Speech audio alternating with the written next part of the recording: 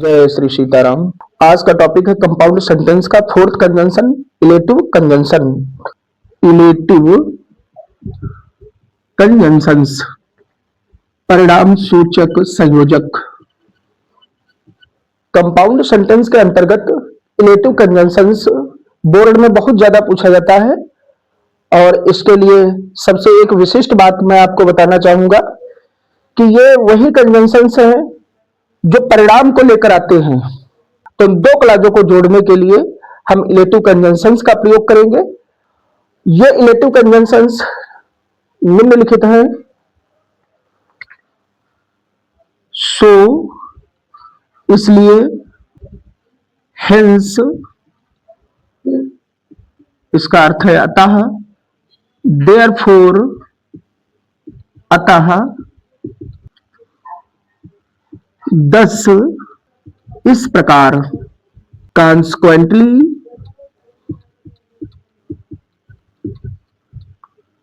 परिणाम स्वरूप। और एक और कंजंक्शन है बच्चों, फार, और इसका अर्थ होता है क्योंकि। कंजंक्शन का प्रयोग वाक्य में किस प्रकार से करना है, इसके लिए कुछ लाइनें हैं। एक चौथा इलेटिव रहा, लेता जब विश्राम, दे देता है वाक्य का अंतिम तब परिणाम। यह हमेशा जब दो क्लाजों को जोड़ना होगा तो हमेशा ये वाक्य में तभी प्रयोग में आएंगे जब परिणाम को प्रस्तुत करेंगे और उन परिणाम को बताने के लिए इन्हीं कंजंक्शन का प्रयोग किया जाएगा। और एक बात बच्चों विशेष ध्यान रखना, ये जो कंजंक्शन है सो, हेंस, देयरफॉर, दस और कॉन्सिक्वेंटली, ये हमेशा परिणाम को दिखाएंगे, और जबकि फार है ये हमेशा कारण को प्रदर्शित करता है, ये हमेशा कारण को दिखाएगा। और बच्चों सो का यूज उस समय करना है जब दोनों क्लास में, जो फर्स्ट क्लास होगी और सेकंड क्लास होगी, जब दोनों क्लासों में सामान्य परिणाम दिखाया गया हो तो उस कंडीशन में आपको सो का यूज करना है।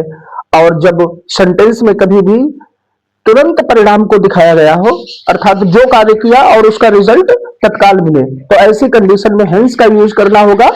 और जब कभी वाक्य में हमें कुछ ऐसा परिणाम दिखाई दे जो लगे कि हम इस पर तर्क कर सकते हैं, तो तर्कपूर्ण निष्कर्ष को बताने के लिए हमेशा देयरफॉर का यूज करेंगे। और जब कभी उस निष्कर्ष को भी समझाना पड़ जाए, जो परिणाम निकला है उस निष्कर्ष को समझाना पड़ जाए, तो ऐसी कंडीशन में आपको दस का यूज करना है। और कॉन्सिक्वेंटली जो है, ये जब कभी पहले वाक्य का सीधा सा परिणाम, अर्थात पहले से बोध हो कि हाँ ऐसा ही हो सकता है, फिर तो जब कभी पहले वाक्य का सीधा सा परिणाम दूसरे वाक्य में दिखाई दे तो ऐसी कंडीशन में आपको कॉन्सिक्वेंटली का यूज करना है। और फॉर, इसके लिए थोड़ा सावधान रहने की आवश्यकता है। जब कभी भी पहले सेंटेंस में ये जो कंजंक्शन है ये हमेशा पहले कारण को बताते हैं और उसके बाद इसका परिणाम प्रकट करते हैं, और जबकि फार पहले परिणाम को बताता है और बाद में कारण को प्रदर्शित करता है। इन कन्वेंशंस के लिए प्रस्तुत है कुछ लाइनें। लेटिव रहा, लेता जब विश्राम, दे देता है वाक्य का अंतिम तब परिणाम।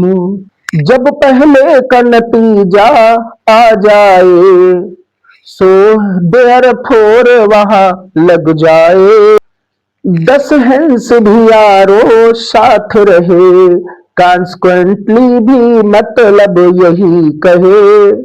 दस हेंस भी यारो साथ रहे, कॉन्सिक्वेंटली भी मतलब यही कहे, अर्थात परिणाम को ही बताएगा। कारण पहले परिणाम बाद, यही है रूल याद रखो लाल। यदि पहले परिणाम बाद कारण, यदि पहले परिणाम बाद कारण, वाक्यों में अगर जो दिख जाए, तो कोई गड़बड़ करना मत, फिर फार वहां पर लग जाए। इतने नियमों को उड़ में रख, जब ऐसी क्लास जोड़ते हैं, ये ही कंजंक्शन वह प्यारो, फिर आके वहां पर जुड़ते हैं। कि जब कभी इलेटिव कन्वेंशंस का प्रयोग करना हो तो एक बात हमेशा ध्यान रखना, as you sow so shall you reap, जैसी करनी वैसी भरनी। तो ऐसे क्लासेस को जोड़ने के लिए यहाँ पर यही बात जो है वो फॉलो हो रही है कि जैसी करनी वैसी भरनी है। और आइए इसके लिए देखते हैं हम कुछ एग्जाम्पल। फर्स्ट एग्जाम्पल है, he was ill, he did not come to school. वह बीमार था, फर्स्ट क्लास है वह बीमार था, और second class he did not come to school, वह विद्यालय नहीं आया। तो यहाँ पर फर्स्ट क्लास में रीजन को शो किया गया है और जो सेकंड क्लास है ये परिणाम को बता रही है। यहाँ पर जो परिणाम दिखाई दे रहा है ये सामान्य परिणाम है, और जब कभी सामान्य परिणाम दिखाई दे तो ऐसी कंडीशन में हमें सो कन्वेंशन का यूज करना है। ही वॉज इल और कॉमा का प्रयोग करना है, सो he did not come to school. Next example, he did not work hard, he failed. First class में रीजन दिख रहा है और सेकंड क्लास में इसका रिजल्ट शो हो रहा है। डिड नॉट वर्क हार्ड, उसने मेहनत नहीं की। ही फेल्ड, वह असफल हो गया। तो यहां पर बच्चों ये तर्कपूर्ण निष्कर्ष है कि अगर जो कोई पूछ भी रहा है कि उसके फेल होने के कारण क्या है, तो आप तर्क के साथ कह सकते हो क्योंकि मेहनत नहीं की। तो यहाँ पर ये तर्कपूर्ण निष्कर्ष को बता रहा है, और जो कन्वेंशन तर्कपूर्ण निष्कर्ष को बताते हैं तो उसके लिए देयरफॉर का यूज किया जाता है। ही did not come, he did not work hard, he did not work hard, comma का यूज करेंगे, देयरफॉर ही फेल्ड। तो यहां पर बच्चों ही डिड नॉट वर्क हार्ड, उसने मेहनत नहीं की, देयरफॉर आता है ही फेल्ड, वह असफल हो गया। उसने मेहनत नहीं की अतः वह असफल हो गया। तो यह तर्कपूर्ण परिणाम को बता रहा है। Next example, it was raining, the match was cancelled. It was raining, बारिश हो रही थी, द मैच वाज कैंसल्ड, और मैच रद्द हो गया। और यहां पर बच्चों इट वाज रेनिंग ये रीजन है, द मैच वाज कैंसल्ड ये रिजल्ट है। जो यहां पहला कारण शो किया गया है और जो रिजल्ट निकल कर आया है द मैच वाज कैंसल्ड। तो यहां पर बच्चों यह तुरंत परिणाम दिखाई दे रहा है, क्योंकि बारिश हो रही थी इस कारणवश मैच रद्द हुआ है। यह तुरंत परिणाम है, अर्थात ये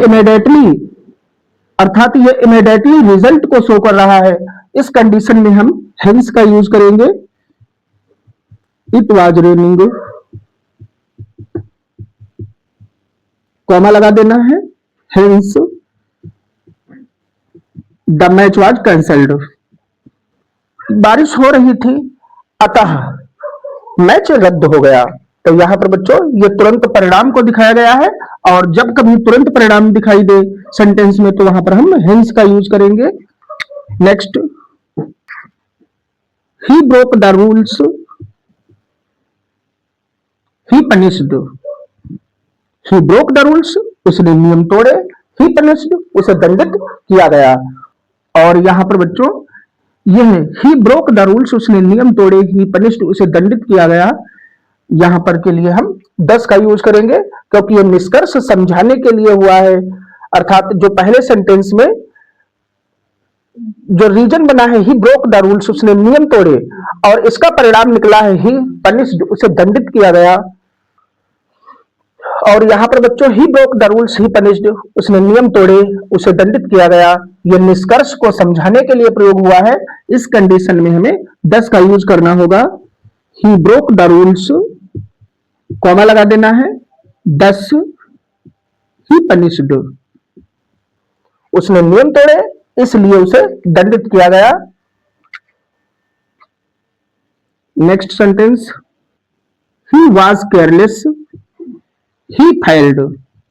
और बच्चों यहां फर्स्ट क्लास में जो रीजन शो हो रहा है ही वाज केयरलेस, वह लापरवाह था, ही फेल्ड, वह फेल हो गया। तो लापरवाही का नतीजा जो निकला है वह फेल हुआ, असफल हुआ। तो यहां के लिए ये तो पहले सेंटेंस, और जब कभी भी पहले वाक्य का सीधा सा परिणाम दूसरे वाक्य में दिखाई देने लगे तो ऐसी कंडीशन में हमें कॉन्सिक्वेंटली का यूज करना है। और जब कभी पहले वाक्य का सीधा सा परिणाम दूसरे वाक्य में बताना पड़ जाए तो ऐसी कंडीशन में हमें कॉन्सिक्वेंटली का यूज करना है। ही वॉज केयरलेस, कॉमा का यूज करना है। Consequently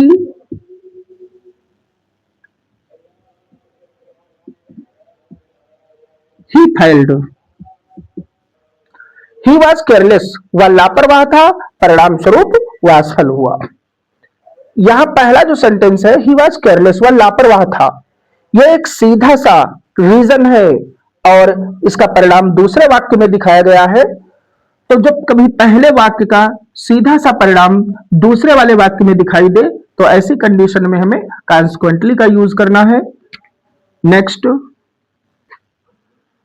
I did not go to school, I was ill. I did not go to school, मैं विद्यालय नहीं गया, आई वॉज इल, मैं बीमार था। और यहां पर जो फर्स्ट क्लास है ये रिजल्ट को शो कर रही है, जबकि सेकंड क्लास रीजन को शो कर रही है। तो जब कभी पहले परिणाम और बाद में रीजन दिखाई दे, यहां पर पहले परिणाम, यह रिजल्ट, यहां पर रिजल्ट पहले आया है और रीजन बाद में। तो जब कभी पहले रिजल्ट दिखाई दे और बाद में रीजन दिखाई दे, ऐसी कंडीशन में हमें फॉर का यूज करना है। I did not go to school, I did not go to school, comma का यूज करना है, फॉर आई वॉज इल।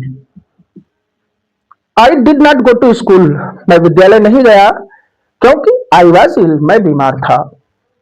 और यहां पर बच्चों देख सकते हो कि जो 1 2 3 4 5 सेंटेंस हैं, तो इन 5 सेंटेंस में ये रीजन पहले दिखाया गया है और परिणाम बाद में, जबकि जो 6 नंबर सेंटेंस है इसमें परिणाम पहले है और रीजन बाद में है। तो आप इनमें से कोई भी सेंटेंस यदि रिजल्ट वाला पहले रख दे और रीजन वाला बाद में रख दे तो ऐसे सभी सेंटेंस को फॉर से ही ऐड करना है। और बच्चों सिंथेसिस ऑफ सेंटेंसेस में कंपाउंड सेंटेंस बनाने के लिए एक आप फार्मूला ध्यान रखिए, फैन बॉयज।